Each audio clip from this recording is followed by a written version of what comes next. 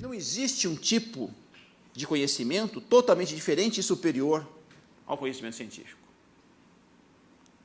As ciências, ciências naturais, ciências em geral, são consideradas como uma investigação da realidade, diz Quine, falível, corrigível, que está sempre sujeita ao tribunal da experiência, mas não há nenhum tribunal supracientífico. Essa ideia de que uma filosofia primeira julgaria a própria ciência, daria os fundamentos da ciência. Não há. A ciência não necessita de nenhuma outra justificação além da observação, dos critérios pragmáticos, ele vai dizer aqui do método hipotético dedutivo de avaliação. Assim, a própria epistemologia, diz Quine, passa a fazer parte da ciência. Ela não está fora da ciência, observando a ciência, avaliando a ciência. A própria epistemologia é naturalizada. Passa a ser parte da ciência. Em especial, por exemplo, a psicologia cognitiva, a psicologia empírica, outras disciplinas também. Se quiser saber como funciona a memória, vou ter que recorrer à ciência. As neurociências, e assim por diante, a percepção, tem que recorrer à ciência para compreender esse processo. Ou seja, a própria ciência nos diz que nossa informação acerca do mundo está limitada às estimulações dos nossos receptores sensoriais. As irritações, os impactos sobre as superfícies sensoriais, as estimulações de nossas terminações nervosas, pela energia que atinge nossas superfícies sensoriais. Todo o nosso contato com o mundo se dá por aí, pelos sentidos, do modo como as estimulações chegam a nós e nos atingem. Então, não é mais essa evidência de um sujeito que percebe algo como sendo o imediatamente dado, como havia no empirismo inicial. Aquilo que imediatamente é dado, que ele tem um acesso. Não. É tudo descrito em termos fisicalistas. O sujeito, as estimulações do objeto sobre o sujeito, e ele dando assentimento ou não no seu comportamento verbal, também observável o comportamento verbal, a essas proposições, sentenças ou não. E nosso conhecimento desses temas, diz Quine, depende de teoria. Haverá sempre uma teoria científica que estará sendo utilizada para descrever como se dá essa relação causal, por exemplo, entre nós e os objetos do mundo exterior e a nossa relação de conhecimento que podemos ter a partir daí. O conhecimento também é um fenômeno natural, social também, natural, e como tal deve ser estudado pelos procedimentos da ciência. Então, não há uma teoria que saia fora da ciência e julgue a ciência de fora.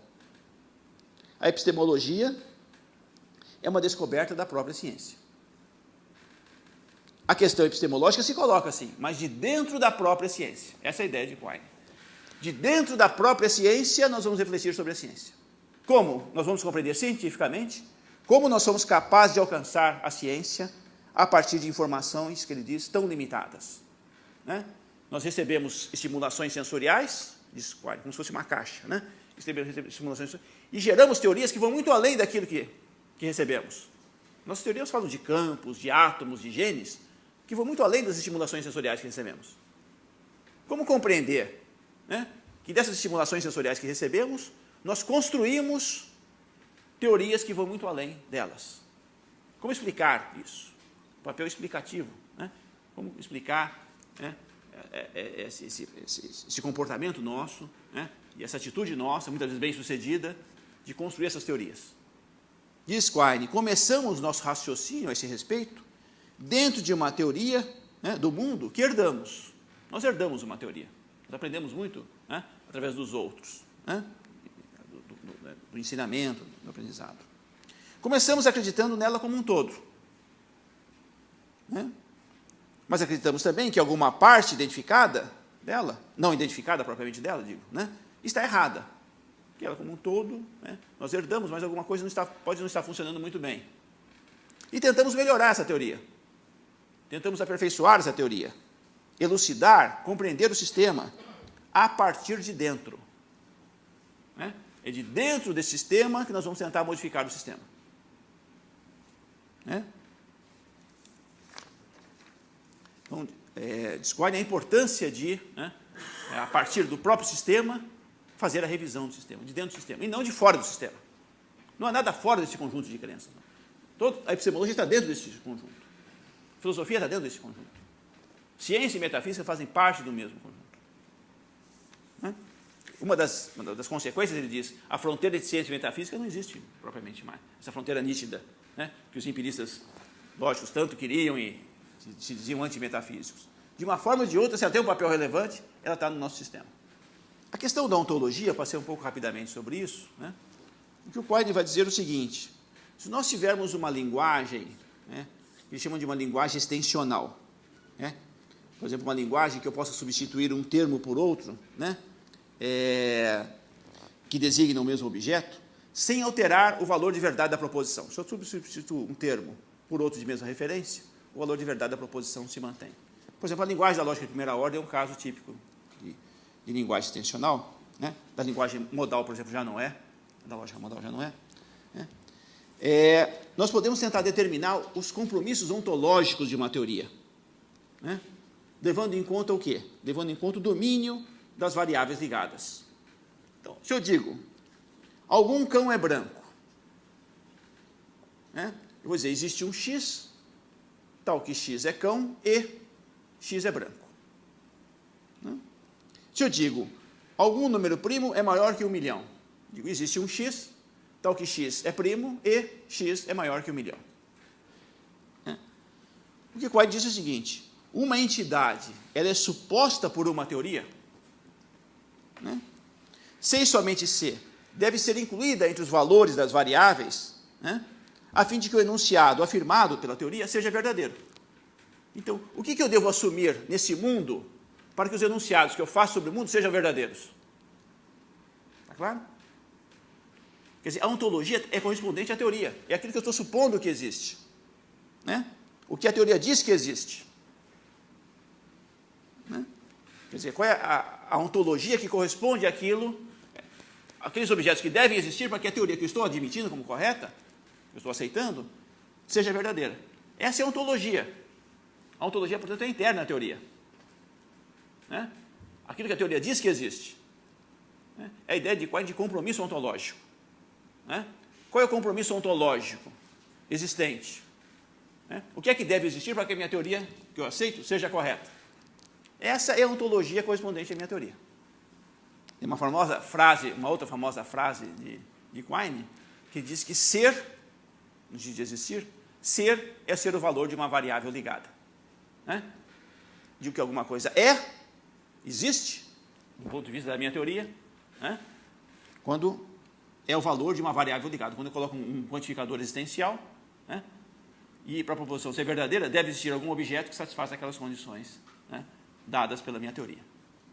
Né? Então, eu posso, avaliar o que existe e o que não existe no mundo, né, examinando a teoria científica que eu estou, né, teoria que eu estou admitindo. Quer dizer, que ontologia é essa que estou assumindo, dado uma certa teoria. É aquela tal que, né, as entidades aí presentes devem ser tais que a suposição da sua existência, né, seja requerida para a verdade das minhas proposições. Sobre isso, tem uma outra citação que eu vou fazer do Quine, que está no final do seu livro Palavra e Objeto, considerado o livro mais denso e mais envolvido do próprio Quine. Né? Ele diz o seguinte: a questão sobre o que há, sobre o que existe, há um artigo também interessante nos Pensadores chamado Sobre o que há, né? On what there is, sobre o que há. A questão sobre o que há, uma questão ontológica, é uma preocupação que a filosofia partilha com a maior parte das outras áreas que não se ocupam da ficção. A resposta descritiva só foi dada em parte, mas algo detidamente. Uma combinação representativa de massas terrestres, mares, planetas e estrelas tem sido descrita individualmente nos livros de geografia e de astronomia. Então, cada ciência em particular fala das coisas que existem e considera certas coisas. e um bípede ocasional ou outro objeto de dimensão média nos livros de biografia e de arte. A produção em massa em zoologia, botânica, mineralogia, nas quais as coisas são agrupadas por similaridades e descritas coletivamente. Isso intensificou a descrição. A física, por abstrair mais implacavelmente das diferenças de pormenor, leva ainda mais longe essa descrição em massa. E até a matemática pura pertence, a matemática pertence à resposta descritiva à pergunta sobre o que há. Pois as coisas acerca das quais se pergunta não excluem os números, as classes, as funções, se houver tais coisas de que a matemática trata. Então, com essa ontologia que ocupa o mundo, faz parte do mundo. O que distingue, então, ele pergunta, a preocupação ontológica do filósofo, de tudo isso, é apenas uma abrangência maior das categorias. Dados os objetos físicos em geral, o cientista da natureza é o homem certo para decidir com respeito a marsupiais e unicórnios. Quer dizer que os marsupiais, como os gambás, existem e os unicórnios não. Dadas as classes ou qualquer outro domínio lato de objetos de que o matemático precisa, compete-lhe dizer em particular, se há em particular, quaisquer números pares primos ou quaisquer números cúbicos que sejam somas de partes de números cúbicos.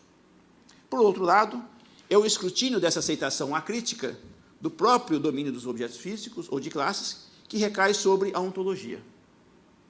Trata-se aqui da tarefa de tornar explícito o que era tácito, e preciso o que era vago, tarefa da filosofia. De expor e eliminar paradoxos, de alisar vincos, de podar rebentos vestinais, de esvaziar subúrbios ontológicos. A tarefa do filósofo difere das dos outros, pois, em pormenor, mas não de um modo tão drástico como supõe quem atribui ao filósofo um ponto de vista privilegiado. Esse é o ponto. Fora do esquema conceitual de que os ocupa. Uma frase conhecida de Quine, não existe tal exílio cósmico. Você não pode sair de todos os sistemas e avaliar sistemas de fora. Não se pode sair de todo e qualquer sistema conceitual e avaliar de fora os esquemas conceituais. O filósofo não pode estudar nem rever o esquema conceitual fundamental da ciência e do senso comum, sem ter ele próprio algum esquema conceitual.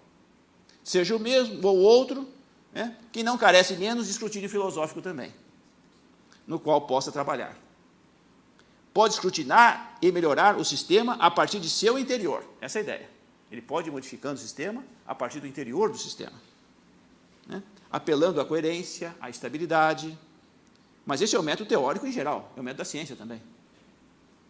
Pode recorrer à ascensão semântica, passar da teoria da linguagem para a metalinguagem, da teoria para a metateoria, mas ele diz isso também a ciência pode fazer. E o cientista teórico, à sua maneira remota, está obrigado a salvaguardar as conexões eventuais com estimulação não verbal.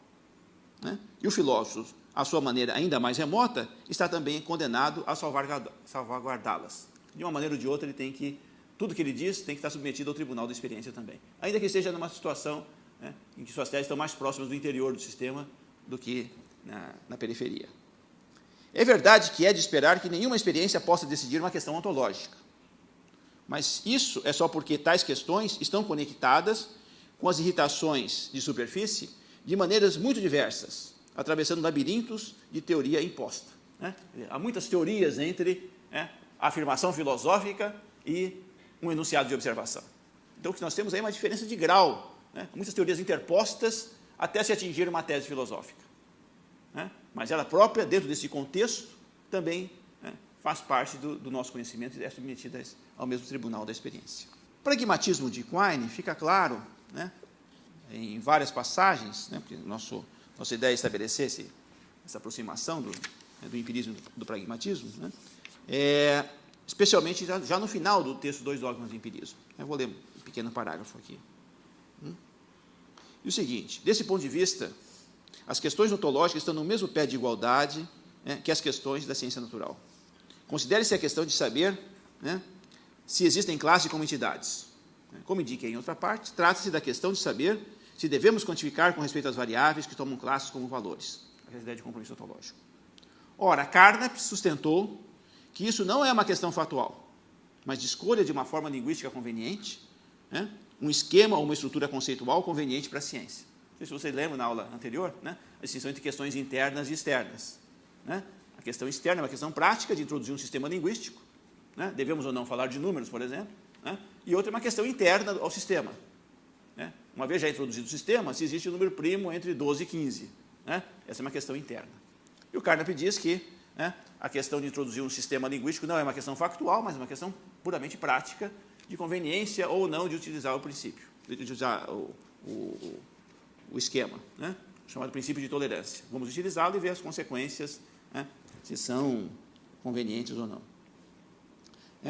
Então, vai ser julgado apenas pela sua conveniência para a ciência. Posso concordar com isso, diz Quine, com a condição de que o mesmo seja concebido no que diz respeito às hipóteses científicas em geral. Ou seja, para Quine, até as questões internas são avaliadas pragmaticamente. Como não tenho como julgar cada proposição isoladamente, com base na experiência, ela faz parte de um conjunto, e o conjunto como um todo tem que ser avaliado, né, pragmaticamente, se ele é simples, né, se mantém uma coerência, está bem articulado, né, se é capaz de fazer previsões e etc. Né? Até as questões internas. Eu estou diante de uma mesa, por exemplo, né, ou existe, né, um objeto com tais e tais características, até essa questão, em última análise, é uma questão de ordem prática.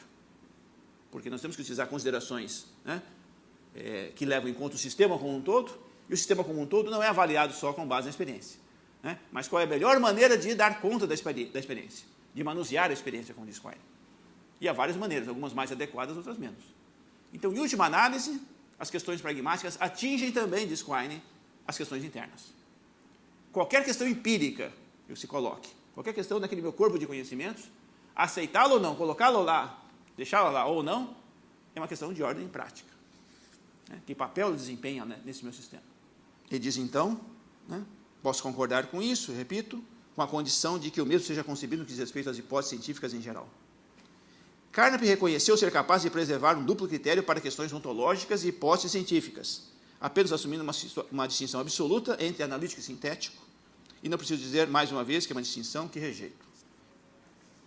A questão da existência das classes parece mais uma questão de esquema conceitual conveniente. A questão da existência de centauros, ou casas de alvenaria em Elm Street, parece mais uma questão de fato. Mas é muito mais parecer, porque as duas, de fato, na verdade, participam do mesmo conjunto. Mas tenho salientado que essa diferença é apenas de grau. Baseia-se em nossa inclinação vagamente pragmática de ajustar uma fibra do tecido da ciência em vez de outra, ao acomodar alguma particular experiência recalcitrante. Em tais decisões tem papel o conservadorismo e, igualmente, a busca da simplicidade, que é um critério tipicamente pragmático. Diz Carnap, Lewis e outros tomam posição pragmática na questão da escolha entre formas linguísticas ou estruturas científicas, mas seu pragmatismo se detém na fronteira imaginada entre o analítico e o sintético. Repudiando tal fronteira, eu vou esposar um pragmatismo mais completo. Diz Quine, a cada homem é dada uma herança científica, esse é o conhecimento que herdamos, mas um contínuo fogo de barragem de estimulação sensorial, a experiência que ele vem acumulando ao longo da vida, que ele vem recebendo ao longo da vida. E as considerações que guiam o homem, né, na urdidura de sua herança científica para ajustar, né, as contínuas incitações sensoriais são, quando racionais, pragmáticas. Né? Agir racionalmente aqui seria agir pragmaticamente, fazendo os melhores ajustes no meu sistema, né, de forma a torná-lo mais simples, mais adequado, né, mais fértil na solução de problemas, etc. E de que modo eu fazer isso? Mantendo a adequação empírica do sistema. Né? Os ajustes, os checkpoints ali, mas há uma variedade muito grande de alternativas que se apresentam. Vamos escolher aquela que é mais adequada aos nossos propósitos. Há várias outras teses importantes de Quine, né, que nós não vamos aqui tratar, o nosso foco é principalmente o empirismo, né, mas uma tese eu vou apenas mencionar, é uma tese muito conhecida, né, a tese da indeterminação da tradução. já se gastou muito falando sobre isso, né? Escreveu muito sobre isso, né? Segundo Quine, primeiro uma tese anterior a essa, que é chamada tese da subdeterminação das teorias pelos dados, né? Por exemplo, uma teoria científica é possível implicar, né, vários enunciados que descrevem circunstâncias ligadas à observação. Mas desses enunciados que descrevem a observação, você não pode implicar a teoria científica. A teoria científica vai muito além desses dados. Claro? E eu posso ter mais de uma teoria científica, né, que dar conta igualmente bem desses dados. Então, a teoria está subdeterminada pelos dados, né? Um exemplo, eu posso ter uma teoria ondulatória da luz, que explique bem os fenômenos ópticos, refração, reflexão, interferência, etc. E posso ter uma teoria corpuscular da luz, que também explique razoavelmente bem esses mesmos fenômenos. Eles são o que a gente poderia chamar de empiricamente equivalentes, né? Dão conta igualmente bem dos fenômenos. Só que elas são contraditórias entre si. Então você fica sem saber qual delas é a correta, porque só a experiência não determina. Elas estão subdeterminadas pela experiência. Então, eu posso ter várias teorias, né, equivalentes no ponto de vista do que falam sobre a experiência, mas que se contradizem no que falam sobre o que não é observável, no mundo, né, das entidades inobserváveis. Então isso é possível acontecer. O que diz Quine? Isso vai levar à ideia de que a própria tradução, quando fazemos de uma linguagem para outra, possa ser indeterminada. Vamos imaginar que eu chego a uma tribo indígena onde não conheço não tem nenhum intérprete, não tem nenhum vocabulário que eu possa consultar. Eu tenho que compreender aquela linguagem como alguém que chega lá e compreende, olhando as coisas como elas acontecem, né? Como as pessoas usam os termos. Como uma criança aprende. Tem que aprender a linguagem, sem tradutor, né? Eu tenho várias maneiras de ficar estabelecendo uma correspondência, então, entre o que as pessoas estão dizendo dentro daquele comportamento verbal, diante de certas estimulações, e daquilo que eu entendo, que também deveria ser uma tradução, né? Então, eu acho, por exemplo, que, de acordo com certas observações que eu fiz, naquela tribo, gavagai significa coelho, né? Porque geralmente eles usam essa expressão naquele contexto, né? Usam coelho nesse caso. Então, eu vou tentar traduzir, né, gavagai, que na verdade pode ser, isso é gavagai, né? Gavagai diz alguma coisa, né, como se fosse coelho. Tem uma tentativa de fazer uma tradução, né? Mas o que é que me garante que essa é uma tradução adequada? Eu vou dizer, é uma indeterminação. Porque esse é um manual de tradução. Assim como eu tenho um manual de tradução, e não é só uma palavra, é um conjunto de palavras que podem estar interligadas entre si, eu posso ter um outro manual de tradução que dá conta igualmente bem do comportamento verbal dessas pessoas, do uso dessas pessoas, em certas circunstâncias. Então, assim como eu posso fazer uma tradução, né, de um modo, eu posso fazer uma outra tradução de um outro modo, diferente. Então, a tradução que eu posso fazer de uma linguagem para outra é indeterminada, é subdeterminada e, então, indeterminada também, segundo Quine. Então, o próprio significado, a noção de significado, além de não ter um conteúdo empírico, claro, é uma noção indeterminada. Porque eu posso dizer que tradução é conteúdo do mesmo significado, né? O significado de gavagai é o mesmo significado de coelho, né, em diferentes linguagens. E não tem como estabelecer essa relação, né? Não tem como dizer que, de fato, se trata de um mesmo sentido, né? Que estão se referindo ao mesmo objeto, né? Uma tese ligada a essa é a tese da indeterminação da referência, não só da tradução, mas da referência. Eu vou chamar tese da inescrutabilidade da referência, né? Então, essa é uma tese importante, especialmente em filosofia da linguagem. Há várias implicações que podem ser retiradas dessa tese, né? E que se liga exatamente a essa visão que ele tem empirista e a tese da subdeterminação, né? A tese da indeterminação da tradução. Da referência tem outros caminhos ainda para chegar a ela, né? Eu queria terminar, né? Eu acho que a gente tocou em alguns pontos importantes. É um sistema muito amplo, o sistema de Quine, inclusive com evoluções a partir do tempo, né? Mas eu queria terminar com uma metáfora que ele usa insistentemente. Ele usa isso em vários livros, em vários textos, é recorrente essa metáfora dele. Ele diz o seguinte, é uma metáfora do Neurath, que faz parte do Círculo de Viena, né, um dos autores do Manifesto, Neurath, conhecida como metáfora do barco de Neurath, né? Qual ele diz, citando Neurath, né? Somos como marinheiros que têm que reconstruir seu navio em mar aberto, sem jamais poder decompô-lo em uma doca e erigi-lo novamente a partir de suas melhores partes. Ou seja, nós recebemos uma herança, um conhecimento, temos certas crenças, e estamos em mar aberto, em alto mar. E temos que modificar o barco, estando dentro do barco.